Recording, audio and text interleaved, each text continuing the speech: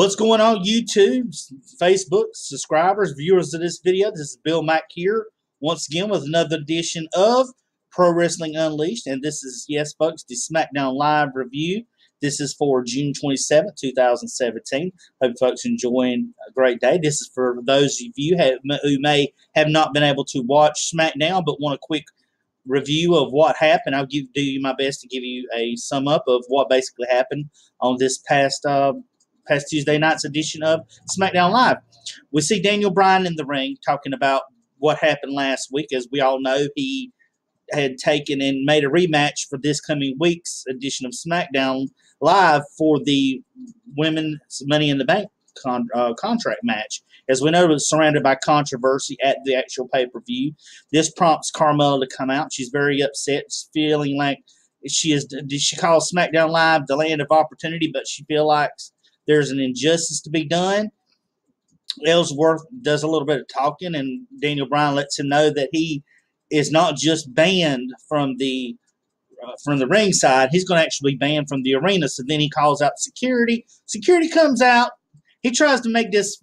He tries to run around the ring and try to put the security guys on the chase. He tries to hop over the barrier a couple times. Finally, they get him by the arms and legs and pick him up and just basically get him out. So Ellsworth is gone out of the arena. So we come back. This is the first matchup for the Hype Bros. They're taking on the Usos, who are the current SmackDown Live Tag Team Champions.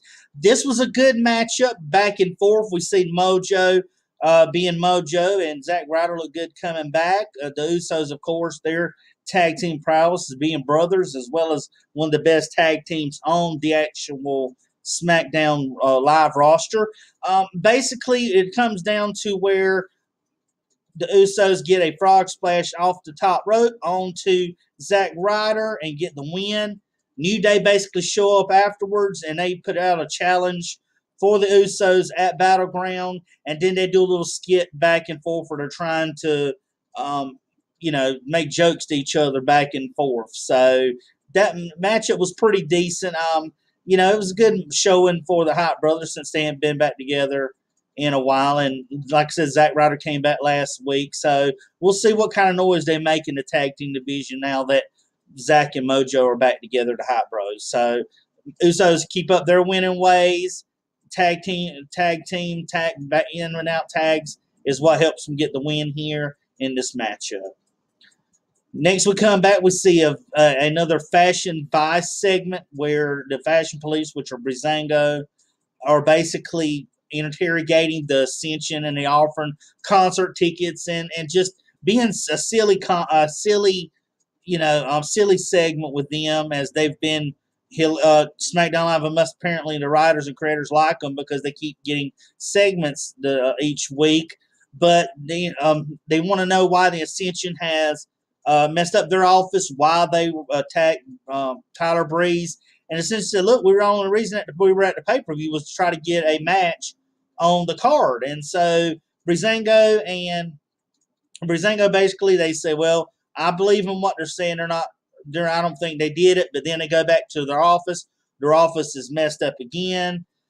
So then we end up seeing that the Ascension were in the interrogation room, so it couldn't have been them doing it. So I guess the mystery continues on who this mystery team is that is basically attacking and messing up the Fashion Police's office and whatnot. And you see a funny segment where you cut back and they're both eating out of the cheese tray, and they take the tickets and slowly slide them to themselves and stuff. Fans, I heard them in the back laughing a little bit. So nice little segment there. We have a SmackDown Live Women's Championship rematch. This was after Naomi had defeated Lana at the Money in the Bank pay-per-view. Lana asked for a rematch. Of course, Naomi gave it to her. Very quick match, folks. Lana tried to attack Naomi before the bell rang. Naomi hit a leg kick to the side of Lana's head after Lana had hit her finisher, and Lana had tried to pin her, and she kicked up on the count of two. Lana threw a fit. Like I said, Naomi done a leg kick to the side of the head. Then she ended up doing a split-legged moonsault off in the corner onto Lana. 1, 2, 3. Naomi still holds on. Lana's still upset and angry over her loss. Very quick match, maybe 2 to 3 minutes, if that. Didn't last very long. I thought that was just a waste of time to have the women's SmackDown match only be 2 to 3 minutes long. We see Becky Lynch come to they're interviewing Becky Lynch, and Becky Lynch is talking about how Ellsworth, what he did was wrong, and that she needed a fair chance, basically, in getting this and this matchup, and a fair chance is all she needs to have in order to win. So that's for later on. We come back, we see Aiden English, and Aiden English starts singing again, and then all of a sudden Randy Orton comes out, and we see Randy going to the ring as we go to commercial. Come back, and we see Randy sitting in the ring. But what they showed was during the commercial break, Aiden wouldn't leave the ring. Randy does the RKO on him, and he's sitting in the ring. Randy's upset because he felt like Jinder had totally disrespected him in front of his family and stuff, and he was very upset. And he told WWE that he was going to sit there until he got what he wanted, and if he didn't, he was going to go to the back and wait for Mahal and get Mahal. Then he was going to meet him in the airport. He was going to meet him next week if he had to, and he said no matter what. And then Jinder doesn't show, so Randy says, "I'm going to the back." Shane O'Mac's music hits. Shane comes to the ring. Shane says, yeah, sure, Jinder has done some things, but Randy, you've done some things in your time as well. Even one of them brought us in here together to one-on-one with each other. But I see something here. I can tell this is different. I'm going to grant you that match at Battleground. But Jinder Mahal gets to pick the type of match you're going to have. So this prompts Jinder Mahal and the Singh brothers to come out. And Jinder Mahal says he's going to choose a match that was first brought by former world champion, one that he was a mentor he idolized, which was Great Khali. He's going to bring back the Punjabi prison match. So we see at Battleground, we're going to have the Punjabi prison match take place between WWE champion Jinder Mahal and Randy Orton.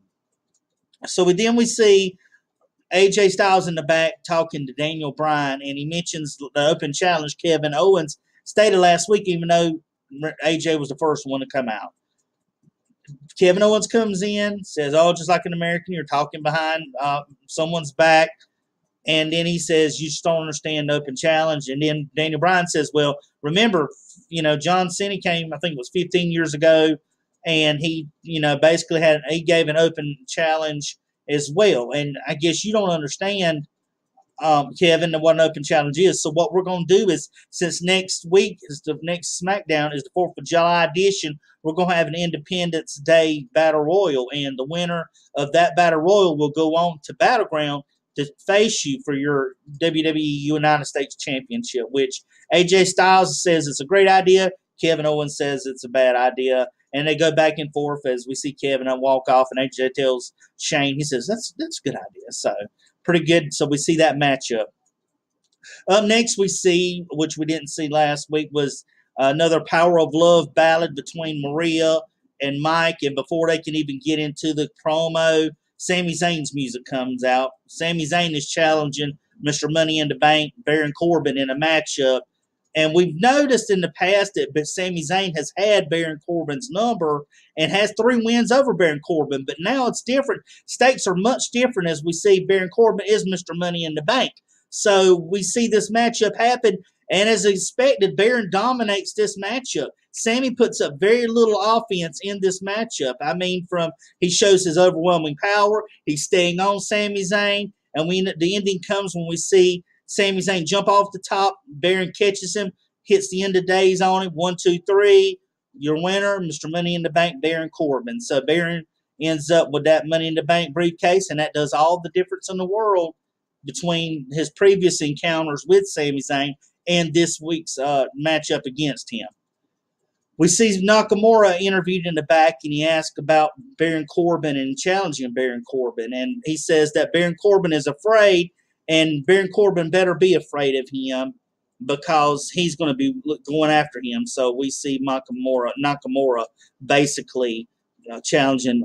Apparently going to have a feud with Baron Corbin. So we're getting ready to take a short break, and we'll be right back.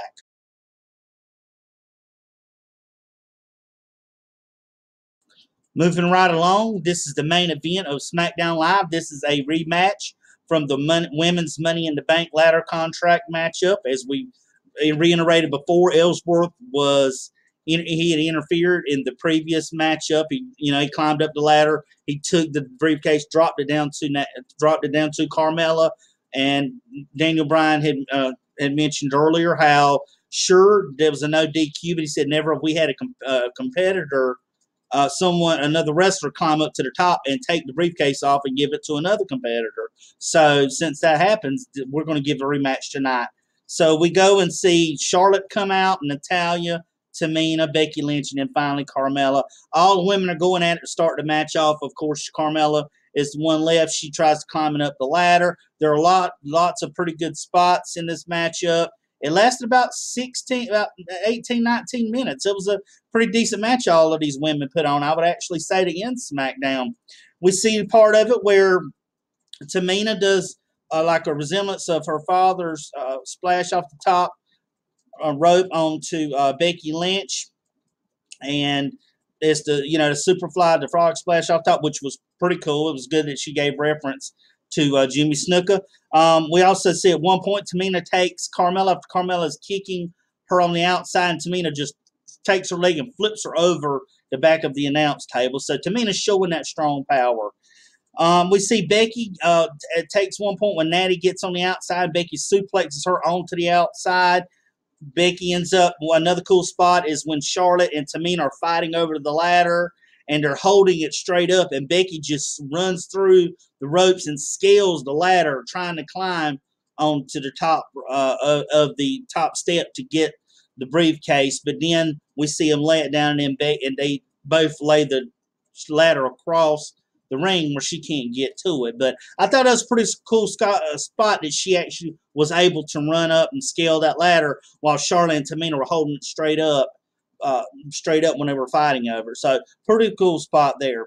And then we see Charlotte and Natalya at one point where they're on each side of the ladder and they're fighting, and Charlotte almost has it within reach, but then Natty starts hitting her and they both go battle back and forth, and they end up both falling off the ladder. So I thought that was a pretty good part. And then we have another part where we have all four of the women, with the exception of Carmella, two on each side of the ladder, two are at the top, two are at the bottom, and they're all fighting to make sure that the other one doesn't get to the top of it first to get that briefcase. So this was a pretty cool spot. For a few minutes, they're going back and forth, trying to hit each other, stop to keep each other from climbing up the ladder. All four women on that spot. So thought that was a pretty good another spot in the matchup. We basically see another part of the matchup where it involves all four women, where Carmella actually gets to the top as the women are out. They all four pick up the ladder after Carmella's right there with her hand on it, and they slide the ladder further away from where the title is, or the briefcase is. And I thought that was a cool point to see all four women working together to keep Carmella from doing it, because that's what they tried to do most of the matchup, was to keep her away from doing it or keep each other from doing it. So good spot there. And then we finally see a part where Charlotte drives the ladder onto Tamina. I mean, repeatedly, everything. And then we see Tamina ends up where Carmella and Charlotte are on the ladder. Tamina, while she's underneath it, picks it up, tilts it over, throwing both Carmella and Charlotte and landing on the ropes. So that's showing you Tamina's got strength. They use it right, push her right. She's strong. She's a strong asset to SmackDown Live's women's roster.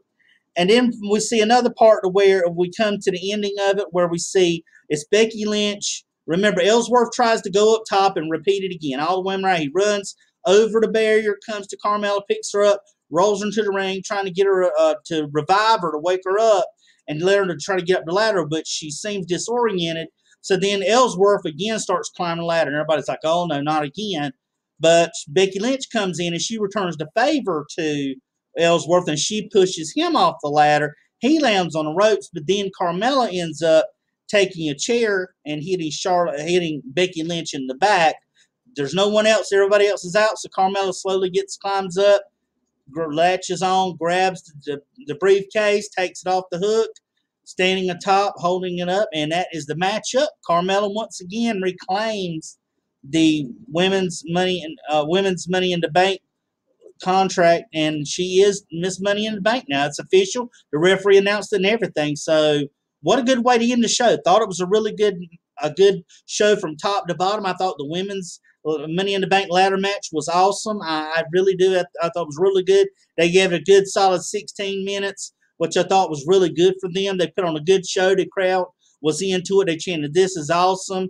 Good, but all these women are athletic. It was a good matchup and good spots in the matchup. So I hope you've enjoyed my review of this past week's edition of SmackDown. If you do, like this video, comment if you have any comments you want to say in the video. Subscribe to my channel as I'm trying to pump videos out there to you folks. I hope you enjoy it until my next video comes out. And this is Bill Mack for Pro Wrestling Unleashed saying, take it easy.